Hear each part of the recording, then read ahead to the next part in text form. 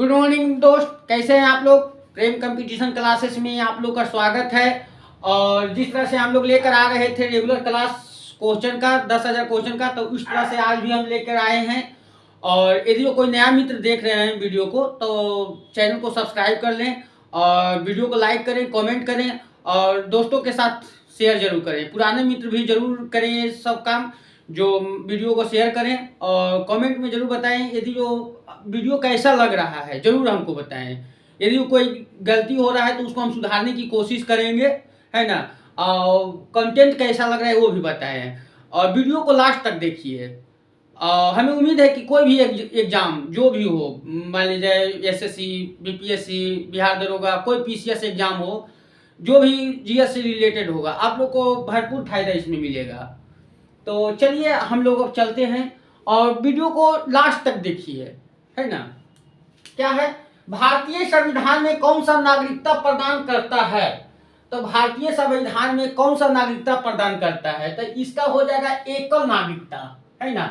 तो एकल नागरिकता के मतलब होता है कि पूरे भारत में जहां भी है, यदि जो भारत का नागरिकता है तो कोई भी राज्य में जाकर आप रह सकते हैं, यानी कि कोई भी पूरे भारत का एक ही नागरिकता। ये नहीं कि कोई, जैसे आप झारखंड में रहिएगा तो अलग नागरिकता रहेगा, बिहार में रहिएगा तो अलग नागरिकता रहेगा, यूपी में अलग, यानी कि भारत का नागरिकता है तो आपको पूरे भारत का नागरिकता है ना। तो यदि जो पूछे भारत में कैसा नागरिकता है तो एकल नागरिकता है, एकल नागरिकता। यदि जो दोहरी नागरिकता पूछे कहाँ है, दोहरी नागरिकता, तो यूएसए में जो है दोहरी नागरिकता है। दोहरी नागरिकता के मतलब हुआ कि जो एक यूएसए की जो नागरिकता है ही है और उसके बाद जो जिस स्टेट का वो है उस स्टेट का नागरिकता, यानी कि यूएसए में दोहरी नागरिकता है ना। अरे रही बात नागरिकता, तो नागरिकता है जो संविधान के किस भाग में से लिया गया है, तो भाग 2 में है, भाग 2 में है। और अनुच्छेद 5 से लेकर 11 तक आपको वर्णन है ना। तो यानी कि भारत में कैसी नागरिकता है, तो एकल नागरिकता है। एकल नागरिकता कहां से लिया गया है, तो एकल नागरिकता जो लिया गया है ब्रिटेन से लिया गया है, ग्रेट ब्रिटेन से, है ना। उसके बाद क्या है, नेक्स्ट क्वेश्चन क्या है, भारतीय संविधान में किस अनुच्छेद के अंतर्गत नागरिकता को मौलिक अधिकार प्रदान किया गया है। किस अनुच्छेद से किस अनुच्छेद तक नागरिकता मौलिक अधिकार प्रदान किया गया है। भारतीय संविधान में पूछे कि किस अनुच्छेद से किस अनुच्छेद तक मौलिक अधिकार प्रदान किया गया है, तो मौलिक अधिकार जो प्रदान किया गया है 12 से 36 तक किया गया है ना। यदि 12 से 36 तक किस भाग में आता है, तो भाग 3 में आता है ना, भाग 3 में आता है। उसके बाद पूछे कि मौलिक अधिकार जो है, मौलिक अधिकार अभी मूल संविधान अभी वर्तमान में कितने हैं, वर्तमान में जो है 6 है।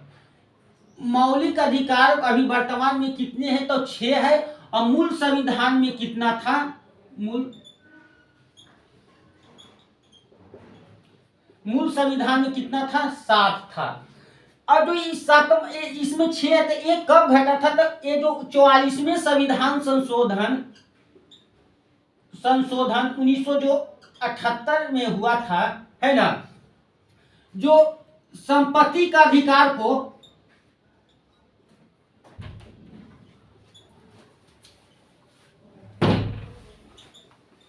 संपत्ति के अधिकार को हटाकर वैधिक अधिकार बना दिया गया है। तो यानी कि अब कितना हो गया, वर्तमान में मौलिक अधिकार 6 हो गया है। उसके बाद दूसरा पूछे गौतम बुद्ध का जन्म कहाँ हुआ था, तो गौतम बुद्ध का जन्म कहाँ हुआ था, तो 563 ईस्वी में हुआ था। गौतम बुद्ध का जन्म कहाँ हुआ था, 563 ईस्वी में हुआ था। कहाँ हुआ था, तो कपिल वस्तु में हुआ था। कपिल वस्तु कहाँ है, नेपाल में है। यानी कि गौतम बुद्ध का जन्म कहाँ हुआ था, तो कपिल वस्तु में नेपाल में है। और कब हुआ था, तो 563 ईस्वी में हुआ था। और इनका पिता का नाम क्या है, तो सुधोधन है। इनका पिता का नाम सुधोधन है। माता के नाम पूछे तो माता का नाम क्या हो जाएगा, माया, महामाया था। थी, माता का नाम।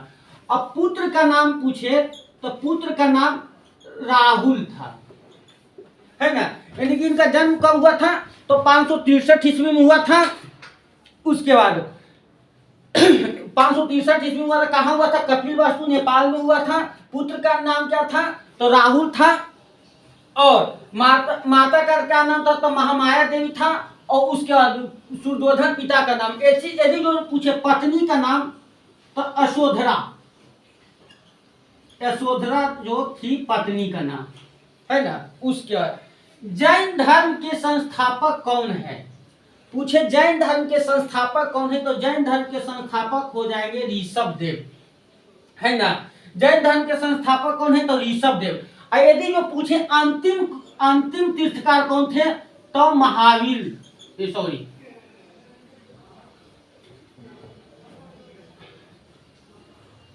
हाँ, अंतिम पूछे तो महावीर हो जाएंगे। ये 23वें तीर्थकार थे, 23वें तीर्थकार थे। यदि जो इनका पूछे इनका जन्म कहाँ हुआ था, तो इनका जो जन्म हुआ था लुम्बिनी में, लुम्बिनी में हुआ था। लुम्बिनी कहाँ है, वैशाली जिला में है ना।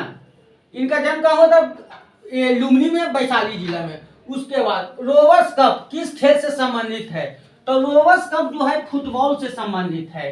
रोवर्स फुटबॉल में कितने खिलाड़ी होते हैं, तो 11 खिलाड़ी होता है। क्रिकेट में कितना खिलाड़ी होता है, तो क्रिकेट में भी 11 खिलाड़ी होता है। उसका रोवर्स कप। अब उसके बाद कौन सा कप होता है, तो फीफा कप, है ना, फीफा कप होता है। उसके बाद क्या होता है, संतोष ट्रॉफी, संतोष ट्रॉफी, ट्रैफिक। उसके बाद पूछे तो क्या हो जाएगा, उसके बाद डुरांड कप, डुरांड कप। देखिए फिर से एक बार देख लेते हैं। रोवर्स कप किस खेल से संबंधित है, तो फुटबॉल से। उसके बाद आप फुटबॉल में कितने खिलाड़ी होता है, तो 11। डुरांड कप फुटबॉल से संबंधित है, संतोष ट्रॉफी और फीफा कप। उसके बाद हॉकी का जादूगर, हॉकी का जादूगर किसे कहा जाता है, तो मेजर ध्यानचंद को।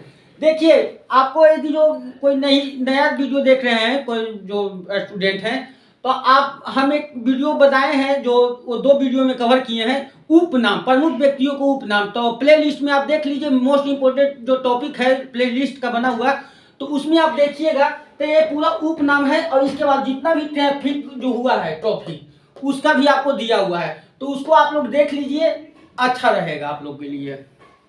तो जैसे मानिए हॉकी का जादूगर किसे कहा जाता है, तो मेजर ध्यानचंद को कहा जाता है। अब उसके पहले सब जो खेल जगत में, जगत का सबसे जो खेल जगत का सबसे बड़ा पुरस्कार पहले कौन था, राजीव गांधी खेल पुरस्कार। अब हो गया है क्या, मेजर ध्यानचंद खेल पुरस्कार। इनका जो भी खिलाड़ी को ये पुरस्कार मिलता है, उनको 25 लाख रुपया मिलता है ना। उनको कितना मिलता है, 25 लाख रुपया। यदि जो पूछे उसका गुलाम वंश का स्थापना किसने किया था, यदि जो पूछे गुलाम वंश की स्थापना किसने किया था, तो कुतुबुद्दीन ऐबक ने किए थे। गुलाम वंश की स्थापना किसने किया था, तो कुतुबुद्दीन ऐबक ने किया था। और कुतुबुद्दीन ऐबक को लाख बख्श भी कहा जाता है, लाख बख्श भी कहा जाता है। उससे के बाद इसको यदि लाख बख्श इसलिए कहा जाता था, ये लाखों को दान देते थे, बहुत दानवीर थे, तो इसीलिए इसे लाख बख्श कहा जाता है। और उसे ये कुरान बहुत अच्छा से पढ़ते थे, तो इसीलिए इसको कुरान खा भी कहा जाता है, कुरान खा भी कहा जाता है ना। अब उसके बाद कुतुब मीनार, और जो कुतुब मीनार दिल्ली में जो कुतुब मीनार है,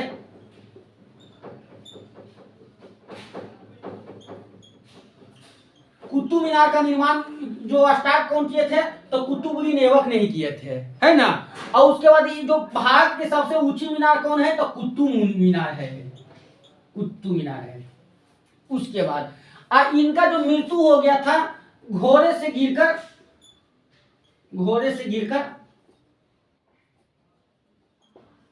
गिरकर हो गया था। पूछता है कि कौन सा दिल्ली सल्तनत का शासक था, जो घोड़े से गिरकर उनका मृत्यु हो गया था, तो कुतुबुद्दीन ऐबक ने। उसके बाद पूछेगा आपको कुतुब मीनार का निर्माण किसने स्टार्ट किया था, तो कुतुबुद्दीन ऐबक ने।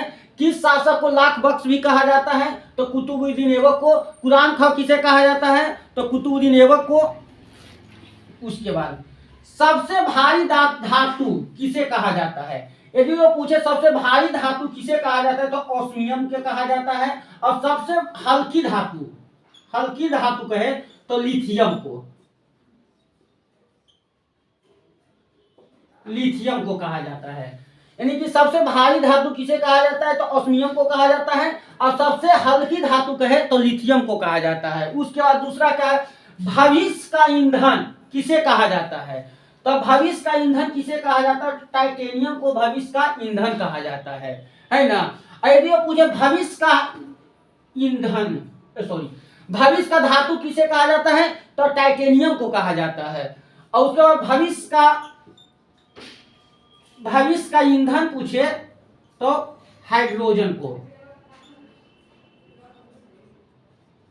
को कहा जाता है भविष्य का ईंधन। यानी कि भविष्य का धातु किसे कहा जाता है, तो टाइटेनियम को। और भविष्य का ईंधन तो हाइड्रोजन को कहा जाता है। भारतीय संविधान में भारत में कितने राज्यों से मानक रेखा गुजरती है, तो भारत में ये जो गुजरती है 5 राज्यों से गुजरती है। पहला क्या हो जाएगा, यूपी, आंध्र प्रदेश, उसके बाद क्या हो जाएगा मध्य प्रदेश, उसके बाद छत्तीसगढ़, उसके बाद उड़ीसा। इसको अब क्या कहा जाता है, 82.5 डिग्री देशांतर रेखा भी कहा जाता है ना। तो भारतीय में कितने राज्यों से मानक रेखा गुजरती है, तो 5 राज्यों से। 5 राज्य कौन कौन सा हो जाएगा, यूपी, आंध्र प्रदेश, मध्य प्रदेश, छत्तीसगढ़, उड़ीसा। आप लोग को वीडियो कैसा लगा दोस्त, एक बार कमेंट में जरूर बताएं। यदि वो अच्छा लगा और खराब भी लगा तो कमेंट में जरूर बताएं। और चैनल को कोई नया देख रहे हैं तो सब्सक्राइब कर लें, और जो कोई नया मित्र देख रहे हैं तो चैनल को सब्सक्राइब कर लें, और जो कोई पुराना मित्र देख रहे हैं तो वीडियो को शेयर जरूर करें और लाइक करें वीडियो को।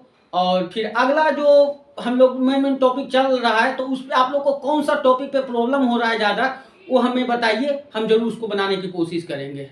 Thank you.